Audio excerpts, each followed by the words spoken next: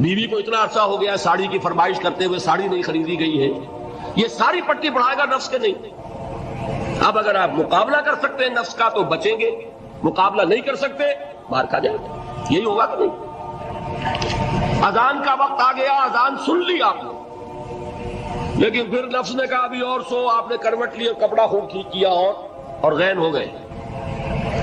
اگر آپ اس نفس کے تقاضے کو اس وقت رد کر سکتے، طاقت آپ میں اتنی ہوتی تو آپ کھڑے ہوتے مسجد کی طرف جاتے۔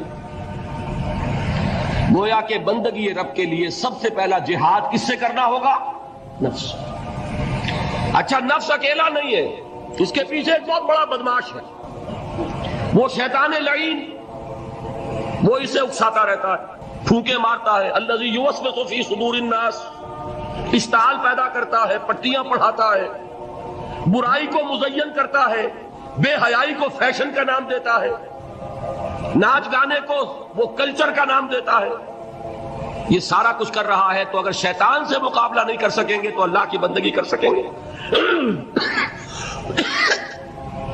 تیسری چیز، معاشرہ بگڑا ہوا ہے، بگڑے ہوئے معاشرے کا ایک دباؤ ہے آپ پر، یہ بالکل ایسے جیسے ایک ہجوم ایک طرف جا رہا ہو تو ادھر جانا آسان اور مقابلے میں جانا بہت مشکل، زور لگانا پڑے گا نا۔ تو معاشرے کا رخ کچھ اور ہے، آپ کا رخ کچھ اور ہے۔ معاشرہ نہ خدا کو جانے نہ رسول کو جانے، آپ چاہتے ہیں اللہ اور اس کے رسول کے حکم پہ چلنا، کشمکش کرنی پڑے گی کہ نہیں؟ بہت پیارے ہیں وہ مصرے، زمانہ بات و نہ سازت تو با زمانہ ستیز، زمانہ تمہارے ساتھ اگر موافقت نہیں کر رہا، زمانے سے جنگ کرو۔ اور بے غیرت اور بے حمیت اور بودے اور بزدل اور کچے لوگوں کا اصول کیا ہے؟ زمانہ بات و نہ سازت تو با زمانہ بساز، زمانہ تمہارے ساتھ موافقت نہیں کرتا، بھائی تم زمانے کے رنگ میں رنگے جاؤ۔ آسان راستہ کون سا ہے؟ زمانہ تمہارے رنگ میں نہیں آتا، تم اس کے مطابق ڈھل جاؤ، کوئی تکلیف ہوگی؟ اور زمانہ تمہارے ساتھ اگر موافقت نہیں کر رہا، تم زمانے سے لڑو، تکلیف آئے گی کہ نہیں؟ تین جہاد کرنے پڑیں گے تو انسان اللہ کا بندہ بن سکے گا۔ بات سمجھ میں آئی؟ اسی لیے جب پوچھا گیا حضور سے ای الجہاد افضل یا رسول اللہ، اے اللہ کے رسول سب سے افضل جہاد کون سا ہے؟ آپ نے فرمایا ان تجاہد نفسک فی طاعت اللہ، سب سے افضل جہاد یہ کہ اپنے نفس سے جہاد کرو، کشمکش کرو، مقابلہ کرو، تاکہ اسے اللہ کا مطیع بناؤ۔ یہ جہاد ہے افضل الجہاد۔ پہلے میں نے کہا تھا پہلی منزل سب سے اہم، تو جو پہلی منزل کا جہاد ہے وہ افضل الجہاد، بالکل دو اور دو چار کی طرح کی بات ہے۔ اور اسی کو کہا گیا جہاد اکبر۔ جب آپ غزوہ تبوک سے واپس آئے ہیں، آپ نے فرمایا مسلمانوں یہ نہ سمجھنا جہاد ختم ہو گیا، رجعنا من الجہاد الاصغر الى الجہاد الاکبر، وہ تو چھوٹا جہاد تھا جو ہم کرنے گئے تھے کافروں سے خلاف، یہ بڑا جہاد ہے جو مدینے میں رہ کر ہوگا، ہر آن ہوگا، وہ تو کبھی ہوتا ہے کبھی نہیں ہوتا، یہ ہر وقت ہوتا ہے، ہر صبح ہوتا ہے، ہر رات ہوتا ہے، ہر شام ہوتا ہے، ہر لحظہ ہوتا ہے، ہر وقت کشمکش ہے خیر و شر کی، حلال اور حرام کی، صحیح اور غلط کی، زمانے کی روش اور دین کے تقاضا ٹکرا رہے ہیں۔ آپ اگر اس راستے پر پہلا قدم رکھیں ایک عزم کے ساتھ تو ہوش ٹھکانے آ جائیں گے، دن میں تارے نظر آئیں گے، 14 طبق روشن ہو جائیں گے کہ دین کا نام لینا آسان ہے، چلنا بہت مشکل ہے۔ چمی گویم مسلمانم بے لرزم کے دانم مشکلات لا ادارہ۔ یہاں پر بھی نوٹ کیجئے کہ یہ تین اس کے مرحلے ہیں جو منہج انقلاب نبی میں ہم نے واضح کی۔ طاقت کے ساتھ طاقت، پنجہ آزمائی۔ پہلا مرحلہ صبر محض ہے، پرسیکیوشن کو جھیلو، برداشت کرو، صبر کرو۔ نغمہ ہے بلبل شورینہ تیرا خام ابھی اپنے سینے میں اسے اور ذرا تھام ابھی، منتظر رہو وقت آئے گا ہاتھ کھول دیے جائیں گے۔ دوسرا مرحلہ ایکٹیو ریزسٹنس، آگے بڑھو، للکارو، چیلنج کرو، اقدام کرو۔ آخری مرحلہ پھر تصادم، جان دینے کے لیے میدان میں آتا یہ قتال۔ اسی لیے میں نے ایک مرتبہ تقریر کی تھی منبر میں، پہلی مرتبہ مجھے یاد ہے، میں نے یہ 9 منزلیں بیان کی تھی۔ 8 منزلیں جہاد ہیں، 9ویں منزل جا کر قتال بنتی ہے۔ پہلی منزل پر 3 جہاد تھے، نفس سے، شیطان سے، بگڑے ہوئے معاشرے سے۔ دوسری منزل پر دعوت و تبلیغ بالحکمہ بالموعظہ جدال احسن۔ تیسری منزل پر صبر محض، ایسے ریزسٹنس، اقدام، چیلنج، ایکٹیو ریزسٹنس۔ 8 منزلیں جہاد، اور 9ویں منزل ان اللہ یحب الذین یقاتلون فی سبیلہ صفا کانہم بنیان مرصوص۔ گویا جہاد کی پہلی منزل مجاہدہ مع النفس اور آخری اور نویں منزل قتال فی سبیل اللہ۔ واضح رہے کہ اسی کا منفی پہلو ہجرت ہے، بہت اہم بحث شروع ہوئی۔ جیسے اسلام کا منفی پہلو اطاعت کا تقویٰ ہے، حکم مانو، حکم پر عمل کرو، اطاعت، نافرمانی سے بچو، بات تو ایک ہی ہوئی۔ جہاد کا منفی رخ ہجرت ہے، اللہ کی بندگی کرنے کے لیے معاصی سے ہجرت کرنی ہوگی، حرام چیزوں سے ہجرت کرنی ہوگی۔ اسی لیے سوال کیا گیا ای الہجرت افضل یا رسول اللہ، جواب کیا تھا؟ ان تہجر ما کرہ ربک، سب سے افضل ہجرت یہ ہے کہ ہر اس شے کو چھوڑ دو جو تمہارے رب کو پسند ہے۔ اسی لیے تنظیم کے عہد نامے میں جب اللہ کے ساتھ معاہدہ ہے انی واحد اللہ، نمبر ایک کس بات کا معاہدہ؟ ان اہجر کل ما یکرہہ، ہر اس شے کو چھوڑ دوں گا جس کو وہ پسند نہیں کرتا۔ واضح رہے کہ اسی کا منفی پہلو ہجرت ہے، چنانچہ اس کی بھی پہلی منزل ان تہجر ما کرہ ربک ہے، اور آخری یہ کہ اقامت دین کی جد و جہد میں وقت آنے پر گھر بار، مال و منال اور اہل و عیال کو چھوڑ کر نکل جایا جائے۔ اس کی بھی نیت ہوئی، تیاری کیجیے نفسیاتی طور پر۔ آج بھی جائزہ لیجیے، اتنی گرفت تو نہیں ہے کہ کبھی پکار آئے اور بلایا جائے اور یہ بندھن مجھے باندھ کر رکھ لے۔ اگر ایسا ہے یہی تو خطرہ ہے، پھر آگے جا کر جو ہفتے اعمال کرانا ہے ابھی چھٹی کرو، سب کچھ کرنا اور پھر ہفتے اعمال کرا لینا۔ آپ کو معلوم ہے جنہوں نے ہجرت نہیں کی تھی، سورہ نساء میں کتنی اہم بحث آئی۔ تو ہجرت، لیکن یہ کہ پورے لیول پر غلط خیالات ذہن سے نکالو، غلط نظریات نکالو، ہجرت ہے۔ غلط صحبت کو چھوڑو، ہجرت ہے۔ نخلہ و نترک من یفجرک، ہجرت ہے۔ دوستیوں کو چھوڑو، ہجرت ہے۔ محبتوں کو کاٹو اس تلوار سے، ہجرت ہے۔ تو جیسے جہاد، جیسے سانس ہے اس کی آمد و شد، آنا اور جانا، اسی طرح جہاد اور ہجرت ہے۔ کچھ لوگ جو ہے وہ اصطلاحی مفہوم لے کر اور نہ معلوم کہاں سے کہاں، جب نیت میں فتور ہو، کام چوری ہو تو خوہ بدرہ بہانا ہے کسی آتا۔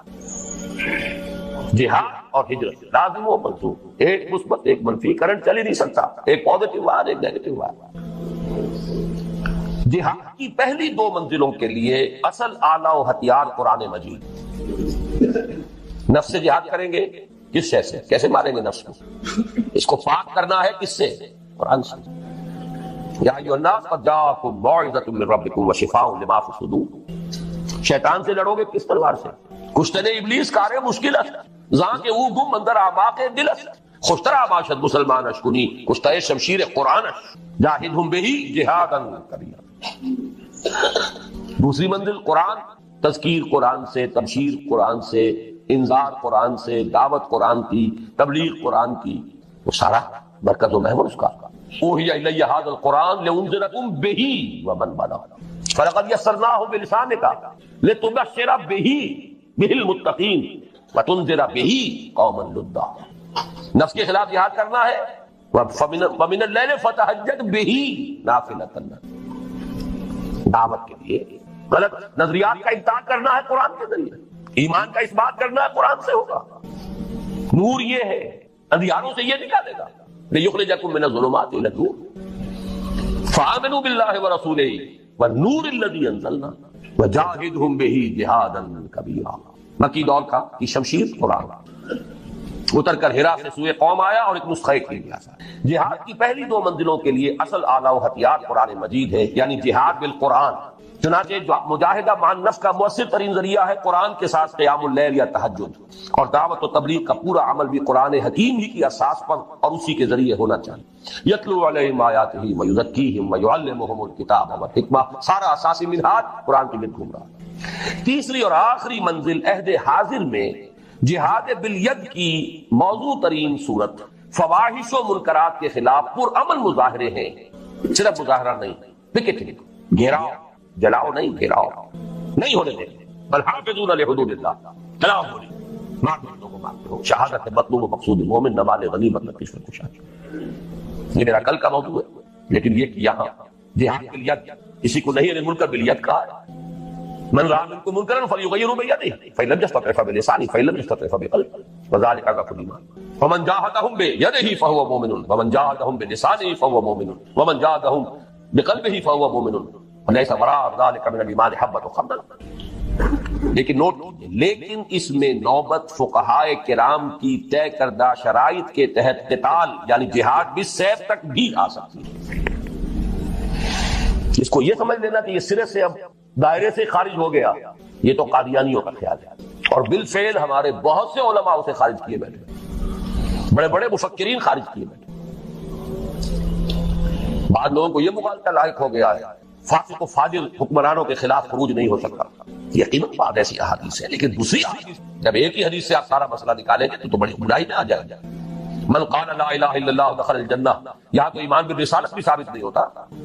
اس نے کہا لا الہ الا اللہ جنت میں داخل ہو جائے گا، لیکن آپ پورا مورچہ لگا دیا کہ نہیں، ایمان بالرسالت لازم ہے، ایمان بالآخرت لازم ہے، ایمان بالقرآن لازم ہے، پھر اس کے عملی تقاضے لازم ہے. تو اس کو بھی اچھی طریقے سے سمجھ لیجئے. قتال اور فساق و فجار حکمرانوں کے خلاف طاقت کا استعمال، لیکن اس کی شرائط ہے. امام ابو حنیفہ جن کو میں سید الفقہاء سمجھتا ہوں، انہوں نے اس کے لیے واضح طور پر کہا کہ نہیں عن المنکر، اگر زبان سے مؤثر نہیں ہو رہا تو فبالسیف، تلوار.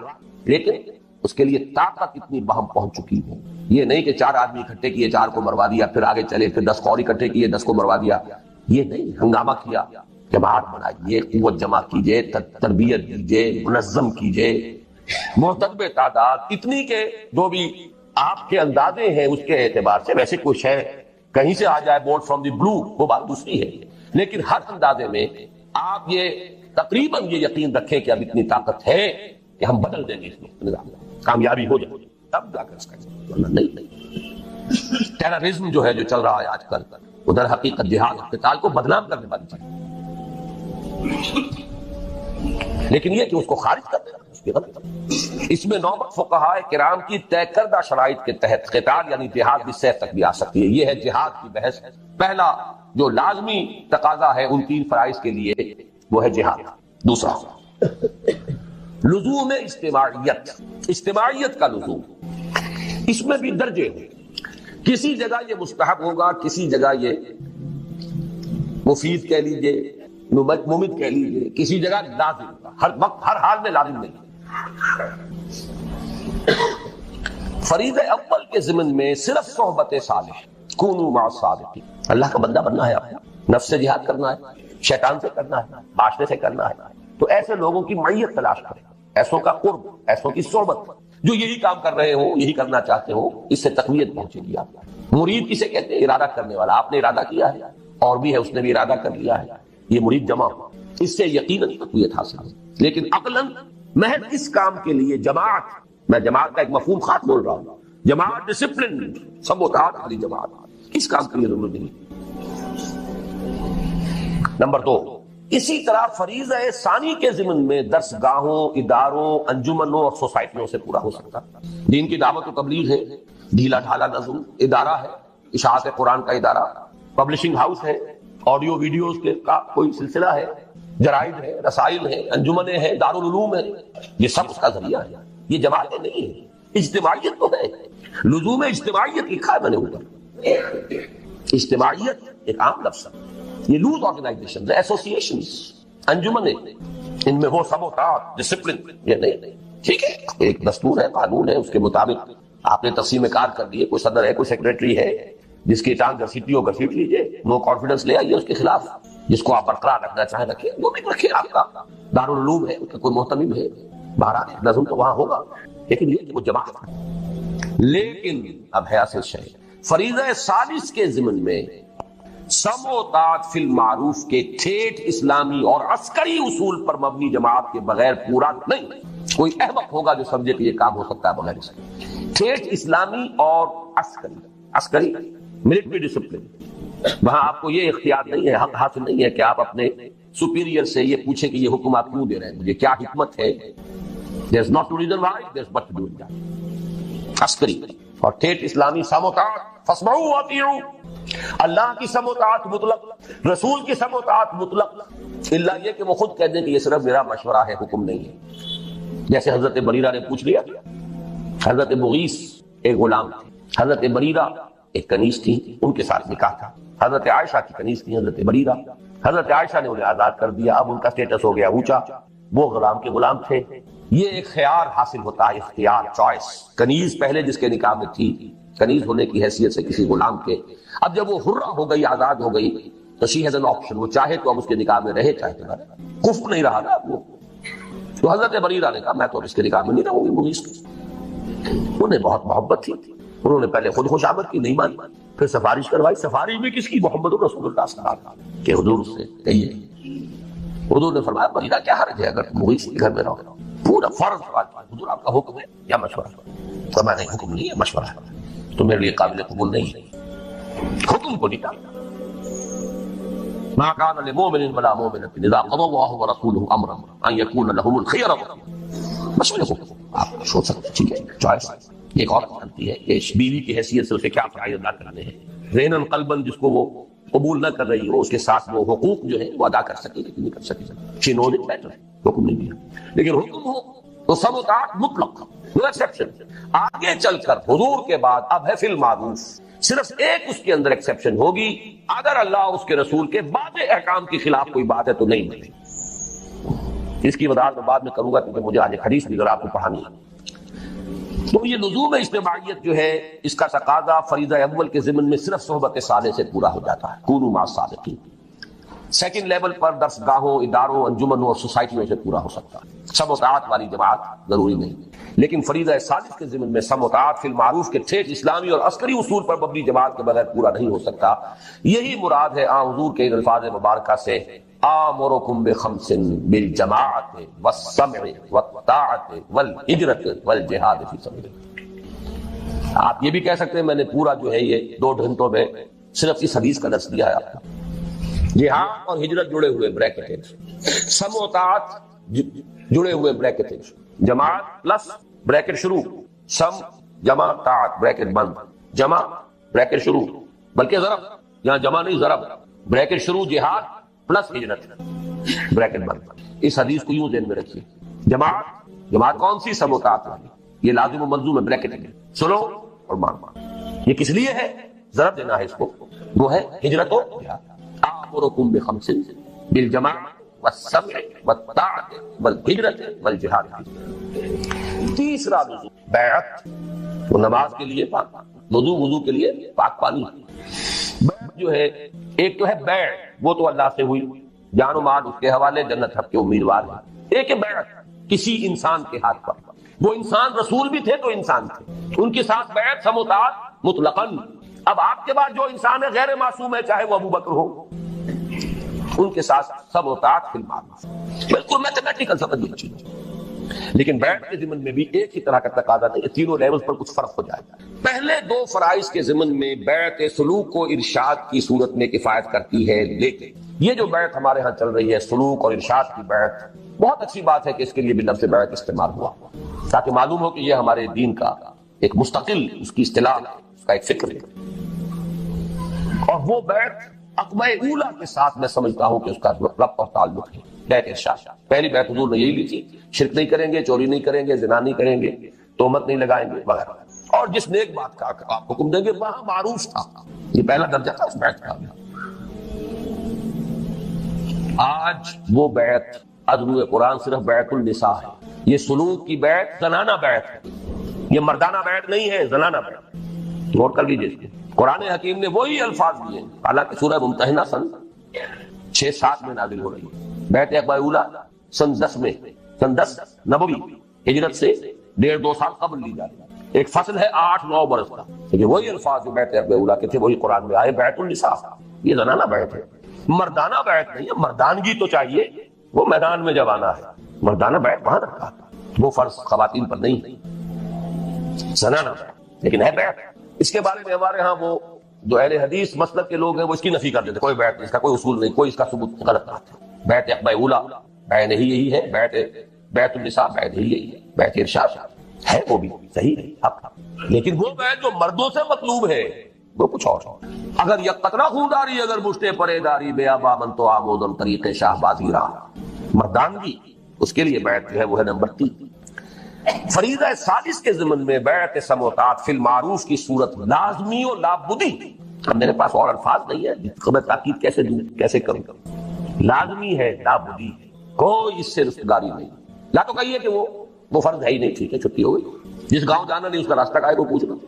اگر مانتے ہیں کہ وہ فرض ہے بلند ترین منزل کے لیے جد و جہد، تو کوئی پاگل ہوگا، احمق ہوگا، ڈھیٹ ہوگا جو اس کے لزوم کا انکار کرے۔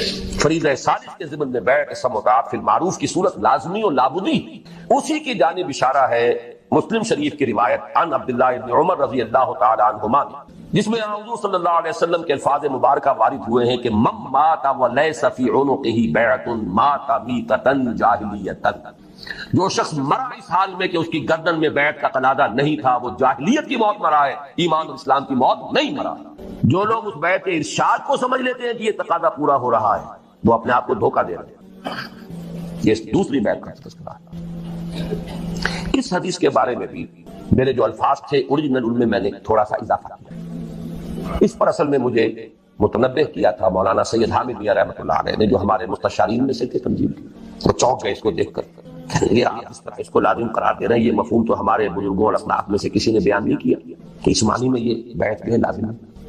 میں نے انہیں ایک جواب دیا بڑی ٹیکنیکل ٹرمز میں، مولانا عصمت اللہ صاحب سمجھیں گے اس ٹیکنیکل ٹرمینالوجی۔ میں نے کہا مولانا پہلی بات تو یہ ہے کہ کسی شے کا عدم ذکر اس کے عدم وجود کو مستلزم نہیں ہے۔ کسی شے کا ذکر نہ کیا جائے اس کا مطلب یہ نہیں کہ وہ ہے نہیں۔ یہاں کتنے لوگ ہیں، میں کچھ لوگوں کا ذکر کرتا ہوں تو اس سے باقی لوگوں کی نفی تو نہیں ہو جائے گی۔ اگر اسلاف میں سے کچھ لوگوں نے اس کا ذکر نہیں کیا تو اس سے یہ لازم نہیں آتا کہ تھا ہی نہیں، مثال دی۔ اور میں بہت ہی اللہ کا شکر ادا کرتا ہوں کہ میرے علم میں وہ مثال آ گئی تھی، کیونکہ میرے استاد بھی تھے مولانا منتخب الحق قادری، انہوں نے بتایا کہ ان کے جو استاد تھے مولانا معین الدین اجمیری رحمۃ اللہ علیہ، ان کی جو لائبریری تھی اس کی ایک الماری ایسی تھی جس کی وہ چابی کسی کو نہیں دیتے تھے، کبھی کبھی اس کی کتابیں جھاڑنی ہوتی تھی تو خود ایک مرتبہ کہیں طبیعت ناساز تھی، اور یہ ان کے بہت چہیتے شاگرد تھے مجھے، اور وہ رہتے تھے قبرستان میں وہ جگہ بنائی بھی تھی، وہاں رہتے تھے۔ یہ بھی وہ کہتے تھے ہمارے سمجھ میں نہیں آتا تھا، ان کے بعد سے بھلے گھر موجود ہیں اجمیر شہر کے اندر، وہاں کیوں نہیں رہتے؟ اور پھر یہ کہ وہاں پہ کچھ لوگ آتے رہتے تھے، ولایتی کہتے تھے، پٹھان اس وقت جو افغان پٹھان ولایتی آتے رہتے تھے۔ ایک دفعہ طبیعت ناساز تھی، انہوں نے فرمایا کہ تم ذرا میری الماری صاف کر، تو میں نے دیکھا اس میں رجسٹر تھا جس میں ان لوگوں کے نام درج تھے جنہوں نے ان سے بیعت جہاد کی ہوئی تھی، اور یہ شاگرد چہیتے ترین شاگرد، انہیں پتا بھی نہ۔ تو عدم ذکر عدم وجود کو مستلزم نہیں ہے، سمجھ لیجیے بات، جس کی مثال ہے ان کے علم میں آیا کہ وہ تو بیعت جہاد دے رہے تھے، لیکن یہ کہ ابھی انہوں نے اس کو خفیہ رکھا ہوا۔ لیکن بہرحال میں نے یہ بعد میں ہمارے ایک رفیق ڈاکٹر تقی الدین صاحب نے بھی پھر کچھ اس پر گفتگو کی تھی، تو میں نے اس میں اپنی رائے میں ایک ترمیم کی ہے۔ پہلی میری رائے یہ تھی کہ صرف دو ہی صورتیں ممکن ہیں، یا تو اسلامی نظام حکومت قائم ہے تو اس کے سربراہ سے بیعت سمع و اطاعت فی المعروف ہوگی، نہیں ہے تو اس کو قائم کرنے کے لیے جماعت قائم کرنی ہوگی، اس کے سربراہ سے بیعت سمع و اطاعت فی المعروف ہوگی، تیسری صورت ممکن ہی نہیں۔ تو جیسے میں نے اب استثناء قائم کیا ہے اس میں کہ علم اور عمل کے درمیان فصل بھی ہو سکتا ہے، ایک شخص مفلوج ہو سکتا ہے نفسیاتی اعتبار سے، اللہ جانتا ہے لا یکلف اللہ نفسا الا وسعها، وہ حساب لے لے، قاعدہ کلیہ نہیں ٹوٹے گا نارمل آدمی کے لیے۔ وہی بات ہے کہ علم اور نظریہ اور فکر اور ادھر عمل اور رویہ اور کردار لازم و ملزوم نہیں۔ اسی طرح اب میں نے یہاں پہ لفظ لکھا ہے اس لیے کہ نارمل حالات تو دو ہی صورتیں ممکن، ایک لفظ کا اضافہ کیا، نارمل، جیسے وہ نارمل انسان بمقابلہ مریض انسان، نارمل حالات بمقابلہ فتنہ شدید، یہ ابھی آگے آ جائے گا۔ اس لیے کہ نارمل حالات میں تو دو ہی صورتیں ممکن ہیں، نمبر ایک، اگر کم سے کم شرائط و معیارات پر اترنے والا صحیح اسلامی نظام حکومت قائم ہے تو اس کے سربراہ سے بیعت سمع و اطاعت فی المعروف۔ ایک انسان وہ ہے کہ جو بنیادی طور پر جذبات سے فیصلہ کرتا ہے، آپ اس کے جذبات کو اپیل کر لیجئے وہ آپ کی بات مان لے گا۔ ایک آدمی وہ ہے کہ جو پہلے بات کو سمجھنا چاہتا ہے کہ میری عقل بھی اس بات کو تسلیم کرتی ہے کہ نہیں، بس یہ ڈسٹنکشن۔ جو شخص چاہتا ہے کہ پہلے سمجھوں پھر مانوں، وہ انٹلیکچوئل ہے، چاہے ان پڑھ ہو۔ An absolutely illiterate person can be an intellectual and a PhD can be a جذباتی آدمی۔ PhD ہونے سے کیا ہوگا؟ ایموشنل ہو سکتا ہوں۔ PhD تو اس نے کی ہے کیمسٹری میں کی ہے، کسی اور میں کی ہے، بہت دیر تک بیٹھا رہا بیچارہ اور وہ بہت سے اسٹیٹسٹکس جمع کی ہیں، ڈیٹا فراہم کیا، اس کے اوپر کوئی ایک پیپر لکھ دیا، PhD ہوگی۔ ضروری نہیں کہ PhD کے اندر کامن سینس بھی ہو، کامن سینس بہت بڑی ریئر سینس ہو، it's called common sense but rarely found. اسی طریقے سمجھ لیجئے الٹریٹ شخص بھی ہے، لیکن یہ کہ اگر اس کا مزاج جیسا ہے، اس کی ایک شخصیت ہے کہ وہ پہلے بات کہتا ہے، بات پہلے مجھے سمجھاؤ، وہ انٹلیکٹ سے یو کین اپروچ ہم تھرو ہز انٹلیکٹ، یو میں سے کہ اس کے جذباتی سٹرکچر، اس کا ہارٹ، اس کے اور آپ کے درمیان اس کا انٹلیکٹ ہائی ہے، you have to go through it, you can't reach his heart except through his intellect. ایک آدمی وہ ہوتا ہے جس کا یہاں کچھ ہے نہیں، کوئی نظریہ نہیں، کوئی خیال نہیں، نہ وہ عقل سے کوئی زیادہ سوچتا ہے، نہ کوئی آپ نے اس کے اچھی بات کہی اس کے دل میں اتر، از دل خیزت بر دل ریز، خلوص کے ساتھ آپ نے ایک بات کہی، بات اچھی تھی، اس کی فطرت نیک تھی، اس نیک فطرت اس بات جا کے اپیل کر گئی، and he starts going with you. میں نے تبلیغی جماعت کا اور ان تحریکوں کا جہاں تقابل کیا ہے کہ تبلیغی جماعت کی جو اپیل ہے ایموشنل، انٹلیکچوئل نہیں ہے، وہ ایموشنلی اپروچ کرتے ہیں، اور جو ایموشنل پیپل ہیں وہ فوراً ریسپونڈ کرتے ہیں، پھر انہیں وہاں سے وہ اچک لیتے ہیں، نکلو اب اس بات، 3 دن کے لیے آؤ، 40 دن کے لیے آؤ، 4 مہینے کے لیے آؤ، جو بھی آؤ، 3 چلے لگاؤ، تاکہ ایک نئے ماحول میں لا کر ان کی جو ہے وہ ایک خاص قسم کی وہ ذہنی اور ان کی ایک مزاج کی ساخت بنا دی جائے۔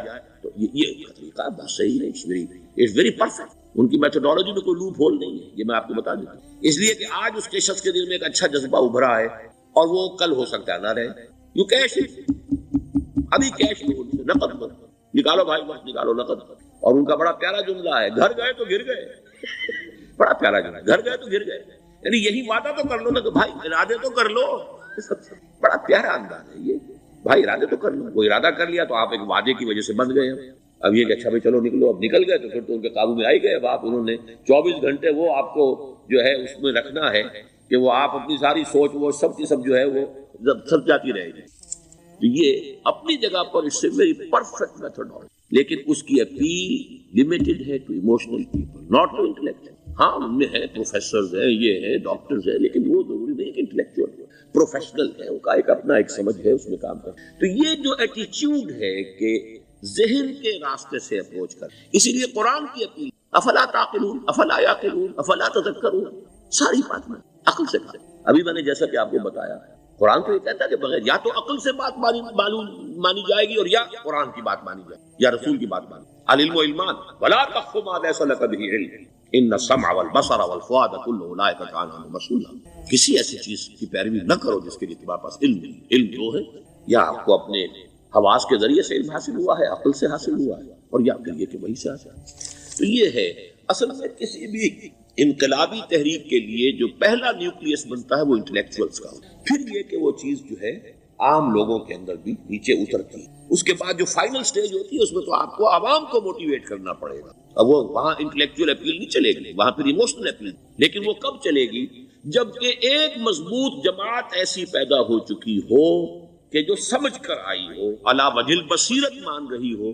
چل رہی ہو، اپنی دونوں آنکھیں کھول کر چل رہی ہو، پھر ڈسپلن ہو، پھر جو کچھ کہہ رہی ہے وہ کر بھی رہی ہے، ایسی مضبوط جماعت ہوگی تو ایک عوامی جو ہے کوئی تحریک اٹھا کر اسے کنٹرول کر سکتی ہے، اسے ایک ڈائریکشن کے اندر رکھ سکتی ہے، ورنہ عوامی تحریک کو کوئی کر سکتا ہے، عوامی تحریک خود بخود بھی دائیں بائیں کسی طرف بڑھ جائے گی، جوش اور جذبات کے اندر، تو پھر انسان جو ہے وہ پھر ادھر سے ادھر نکل جاتا ہے، پھر وہ حد اعتدال پر نہیں رہتا۔ اس کو کنٹرول کرنے کے لیے جیسے ریڑھ کی ہڈی ہے انسان کے جسم میں، وہ جب تک کھڑی ہے میرا پورا پوسچر کھڑا ہے، اگر اس میں سے کوئی ایک من کا بیٹھ گیا تو کوبڑا کوب نکل آئے گا انسان۔ تو وہ ریڑھ کی ہڈی جو ہے وہ جماعت ہے، انقلابی جماعت، کیونکہ اسلامی انقلاب میں حزب اللہ جو ہم تنظیم اسلامی کے تحت کوشش کر رہے ہیں بنانے، اور یہ کہ اس کے لیے انٹلیکچوئل اپروچ کی سارا معاملہ ہے کہ جو اسلام کی نشأت ثانیہ سے شروع ہوا، اور یہ سارا کام جو اب ہو رہا ہے، آپ سے بات ہو رہی ہے، آپ کو سمجھانے کی کوشش کہ دین کو سمجھیے کہ دین ہے کیا، اس کا ہدف کیا ہے، بیسس کیا ہے، اس میں پرائرٹیز کیا ہے، یہ ساری چیزیں کہ سمجھ سے آئیں آپ کے اندر، پھر آپ سمجھ کر اس شے کو قبول کریں، یہ ہماری پرائرٹی۔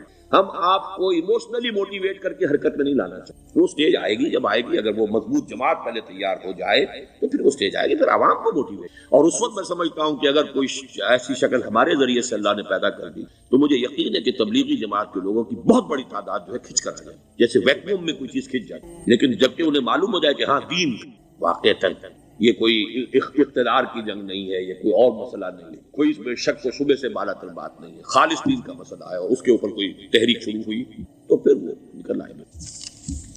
حضور کے زمانے میں بھی سمجھ لیجیے، جیسے کہ میں نے کہا الٹریٹ ہونا اور بات ہے، لیکن یہ کہ انٹلیکچوئل جو ہے وہ اسٹرکچر آف پرسنالٹی ہوتا ہے، انٹلیکچوئل یا ایموشن۔ یہاں پر ایک جملہ ذرا نوٹ کر لیجیے اگر آپ کے علم میں نہ ہو، جبران خلیل جبران جو ہے یہ ایک عیسائی مصنف تھا عرب لبنان کا، لیکن بہت بڑا ادیب تھا، تو اس کا ایک جملہ ہے، عقل سے روشنی حاصل کرو لیکن جذبے کے تحت حرکت کرو، یعنی عقل سے روشنی حاصل کرو، جانا کدھر ہے، منزل کیا ہے، ہدف کیا ہے، یہ عقل سے طے کرو، یہ جذبات میں طے نہ کرو، یہ تو غلط ہو جائے گا، ڈائریکشن ہی غلط ہو جائے گا۔ لیکن جب طے کر لیا، عقل سے پہچان لیا، دس از دی آئیڈیل، دس از دی گول، یہ میرا مقصود ہے، اب عقل کو ذرا ایک طرف رکھ دو۔ اگر عقل کو رکھے رکھا یہ چلنے ہی نہیں دے گی، یہ کہے گی کہ ذرا سوچو تو صحیح، بیوی بچے ہیں، یہ ہے، گھر بار ہے، یہ عقل تو پھر یہ سکھائے گی۔ عقل کے معنی باندھنے کے ہیں، معلوم ہے آپ کو؟ عقل کے معنی باندھنا۔ اقال جو یہ عرب لوگ اپنے سر کے اوپر یہ لگتے ہیں، اقال، یہ کیا تھا اصل میں؟ یہ عرب بدو جب ہوتا تھا، بدو وہ اپنے سر پر ایک رسی باندھ لیتے کہ جہاں کہیں وہ اونٹ سے اترے گا وہ رسی اپنے سر پر سے کھولے گا اور اونٹ کا گھٹنا اس سے باندھ دے، ایک گھٹنا باندھ دیتا تھا تاکہ اب یہ اونٹ دوڑنے کے قابل، 3 پاؤں سے اچک اچک کر، ادھر سے کوئی کیکر کا درخت ہے کچھ کھا لے گا، کہیں اور چلا جائے گا، دوڑ تو نہیں سکتا، اس رسی کو وہ اقال کہتے۔ اب جب اس نے پھر چلنا ہے، سفر شروع کرنا ہے، وہ رسی اونٹ کے گھٹنے پر سے کھولی اور اپنے سر پر باندھ لی، یہ اقال تھا جو اب یہ سنہری اقال باندھے پھرتے ہیں بادشاہ لوگ، that is the basis of their اقال۔ اسی لیے حدیث آتی ہے کہ ایک بدو، ایک عرب باہر سے آئے، اونٹنی کو انہوں نے بغیر باندھے، وہ مسجد نبوی سے باہر حضور نے دیکھا کہ وہ اونٹنی کو انہوں نے باندھا نہیں، اس کا گھٹنا، اور وہ چلے آئے۔ حضور نے پوچھا کہ تم نے اونٹنی کا گھٹنا کیوں نہیں باندھا؟ انہوں نے عرض کیا کہ میں نے اللہ پر توکل کیا۔ تو حضور نے فرمایا یہ غلط ہے، اعقلھا ثم توکل، پہلے اس کو باندھ دو پھر توکل۔ اسباب اور وسائل و ذرائع کا استعمال یہ تم پر لازم ہے، لیکن توکل اس پر نہ، توکل اللہ۔ یہ ہے بیسک جو یعنی بیلنس، کہ آپ ایسے بالکل اسباب سے مستغنی ہو جائیں تب بھی غلط بات ہے، you do whatever you can do، لیکن یہ کہ اس کے بعد یہ نہ سمجھو کہ میرے اس کرنے سے کچھ ہو جائے گا، یہ میرے وسائل اور ذرائع سے کوئی نتائج نکل آئیں گے، نتیجہ اللہ کے۔ تو اعقلھا ثم توکل، یہ اعقل عقل کے معنی باندھنا، پہلے باندھو۔ تو اگر چلنے میں تو عقل کو ایک طرف رکھ دو،